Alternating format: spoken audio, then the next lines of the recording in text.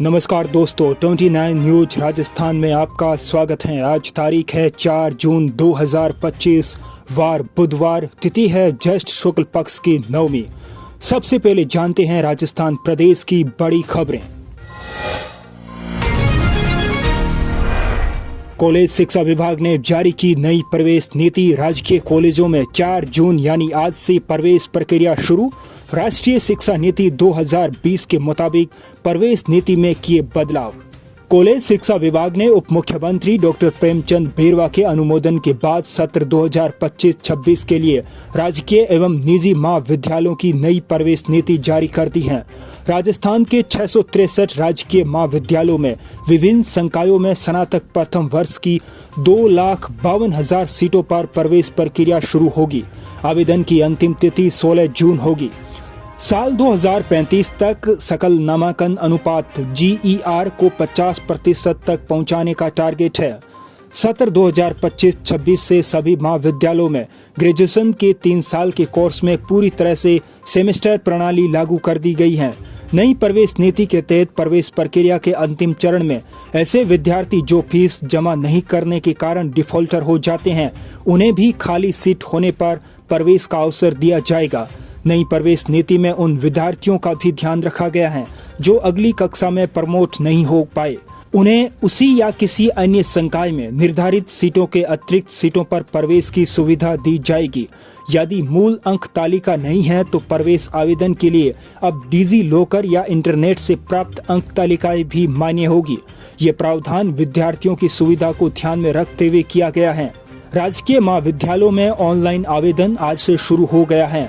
Graduation के 3rd और 5th semester तथा पोस्ट ग्रेजुएशन के 3rd सेमेस्टर में प्रवेश नवीनीकरण भी जून में होगा। सभी कक्षाएं 1 जुलाई से शुरू की जाएगी।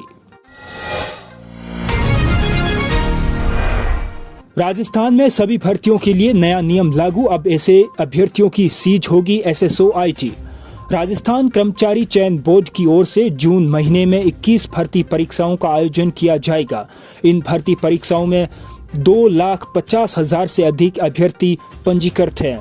किसी भी 2 परीक्षा में लगातार गैर हाजिर रहने पर अभ्यर्थी की SSO ID सीज कर दी जाएगी। ऐसे में चयन बोर्ड ने आवेदन करने वाले सभी अभ्यर्थियों को इन परीक्षाओं में उपस्थित रहने की अपील की है। RUHS अस्पताल में एंजियोग्राफी की सुविधा शुरू। हृदय रोगियों को बड़ी राहत, अब नहीं जाना पड़ेगा SMS अस्पताल। जयपुर स्थित RUHS अस्पताल में लगातार सुपर स्पेशलिटी सेवाएं बढ़ाई जा रही हैं। अब सोमवार से RUHS अस्पताल में एंजियोग्राफी की सुविधा शुरू कर दी गई। पहले दिन 2 रोगियों की एंजियोग्राफी की गई। इससे सवाई मानसिंह अस्पताल से मरीज भार कम होगा। मुख्यमंत्री ने CM आवास पर की समीक्षा बैठक। मुख्यमंत्री निवास पर वित्तीय वर्ष 2025-26 की बजट घोषणाओं को टाइम पर पूरा करने के लिए मुख्यमंत्री भजनलाल शर्मा ने अधिकारियों के साथ बैठक की। बजट में शामिल योजनाओं के गुणवत्तापूर्ण, पारदर्शी एवं लक्ष्य केंद्रित क्रियान्वयन के लिए अधिकारियों को आवश्यक दिशा निर्देश प्रदान किए। राजस्थान में तेज आंधी बारिश का दौर जारी। आज से 6 जून तक कैसा रहेगा मौसम का मिजाज। आज यानी 4 जून को बीकानेर, अजमेर, कोटा, जयपुर और भरतपुर संभागों में आंधी बारिश होने की संभावना जारी रहने की बताई जा रही है। हालांकि 5 जून से इन गतिविधियों में कमी आने की उम्मीद है, लेकिन बीकानेर, जयपुर, कोटा और भरतपुर संभागों में कुछ स्थानों पर हल्की से मध्यम बारिश, आंधी और मेघ गर्जन हो सकते हैं। 6 जून से पश्चिमी राजस्थान में मौसम मुख्यतः शुष्क रहेगा और तापमान में 3 से 5 डिग्री सेल्सियस की बढ़ोतरी होने की संभावना जताई गई। जासूसी के आरोप में राजस्थान के पूर्व मंत्री साले मोहम्मद का निजी सचिव अरेस्ट। 7 बार गया था पाकिस्तान। पाकिस्तान के लिए जासूसी करने के आरोप में कांग्रेस पार्टी के वरिष्ठ नेता और राजस्थान के पूर्व कैबिनेट मंत्री साले मोहम्मद के निजी सचिव को अरेस्ट किया गया। जैसलमेर के रहने वाले शकूर खान को 28 मई को हिरासत में लिया गया था और उसके बाद लगातार पूछताछ की जा रही थी। जयपुर लाकर इंटेलिजेंस एजेंसियां पूछताछ कर रही थी। शकूर खान जैसलमेर जिला रोजगार दफ्तर में सहायक प्रशासनिक अधिकारी के पद पर तैनात था। पिछले कुछ सालों में 7 बार पाकिस्तान गया था। ऑपरेशन सिंदूर के दौरान भी उस पर पाकिस्तान को खुफिया सूचनाएं मुहैया कराने का आरोप है। दौसा के भिवाराम मीणा सिक्किम में भूस्खलन में फंसे परिजनों की प्रशासन से गुहार।